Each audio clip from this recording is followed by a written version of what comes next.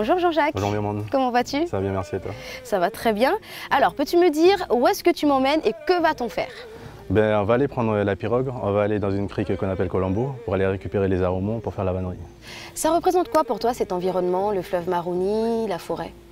Écoute Myrmande, la forêt ça représente tout pour moi. C'est là où je cherchais la matière première, c'est là où nous allons chasser, ça nous nourrit. Le fleuve pareil, on va pêcher. Et puis quand je vais en forêt, je me sens bien. C'est-à-dire ça m'inspire.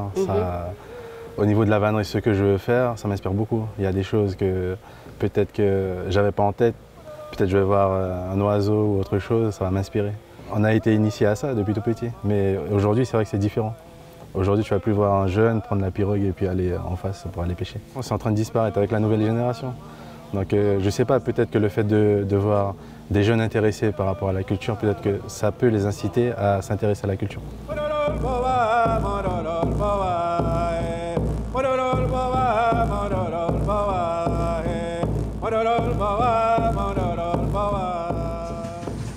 Là, du coup, on va descendre là directement, ici? Oui, je regarde où est-ce qu'on peut descendre, si on peut aller par là ou directement là-bas.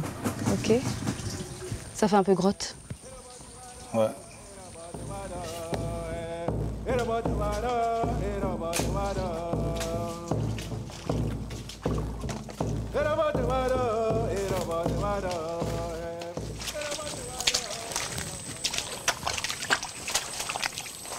Oui, tu vois, Myrmande, là on a trouvé les aromans. Donc on a je connais trois types de modèles d'aromans. Donc celui-là, c'est le Wallomanais. Ok. Et est-ce que ça t'inspire déjà là une création ou pas du tout? Parce Avec que ça les tiges sont assez longues et épaisses là, je vois, non? Là, ce qui m'inspire, c'est de faire. Tiens, tu peux tenir comment ça s'appelle? C'est un manalé. C'est une passoire où tu passes la farine. Oui, oui, je vois, je vois. Regarde, par exemple, celui-là ici. C'est encore trop jeune, on va pas le couper. Par exemple, oui, ça. Celui-là, c'est bon.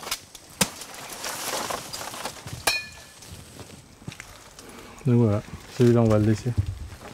Quel est le rôle des anciens dans ton parcours?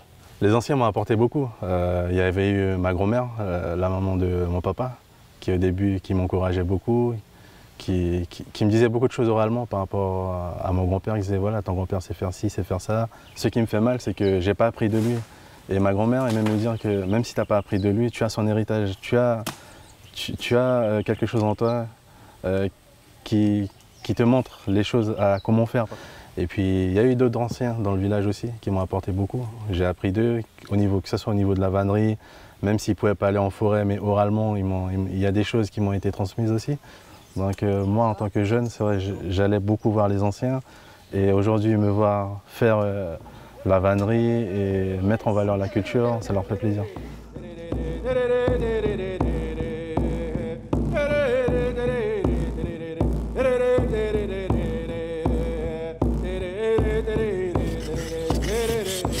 Donc chaque aroma, c'est ça que je fais. J'enlève, on va dire, la peau. Et je le gratte comme ça toute la journée. Est-ce qu'il y a des étapes que tu n'aimes pas? Ah, j'aime tout. T'aimes tout? C'est un plaisir d'être assis avec son aromon, de le travailler. C'est un plaisir. Donc, il faut vraiment le vouloir. Oui, bien sûr. Il faut beaucoup de patience. Tu es créateur d'un art traditionnel amérindien. Qu'est-ce qui t'a donné envie de t'initier à la vannerie? Écoute, Myrmande, ça remonte. Ce temps-là, j'avais 18 ans, j'étais à Cayenne. Puis je jouais un artisanat. Et puis ça m'a attiré au fait. Donc je suis rentré dedans dans le magasin. Et puis je regardais un peu partout, et puis je suis tombé sur une couleuvre matapi. Puis là, je prends le matapi. Et puis je dis bon, c'est beau, je vais l'acheter. Et puis je vais à la caisse, je dépose. Puis là, j'ai un déclic. Je me dis non, je ne vais pas l'acheter au fait. Je suis amérindien, je vais le faire. Donc du coup, ça c'est l'aromant, on va dire, final. Oui, c'est avec ça que oui, c'est ça. Les vanneries. Donc tu as vu, regarde, un aromant, ça donne 8 brins comme ça.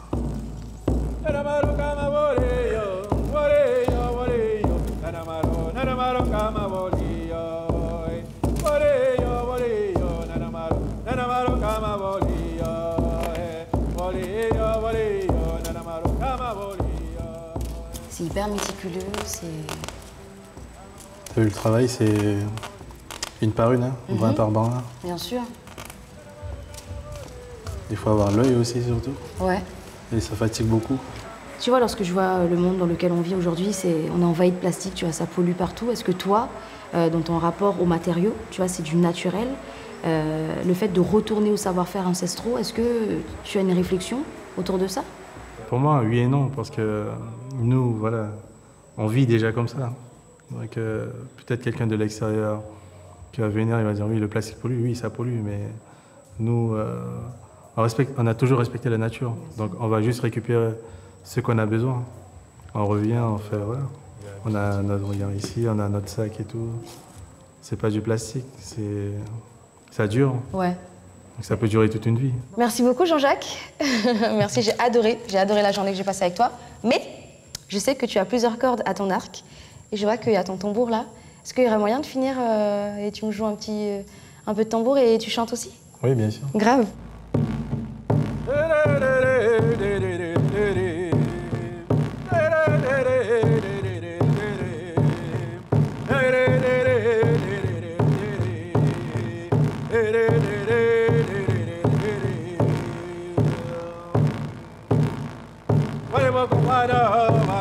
Mare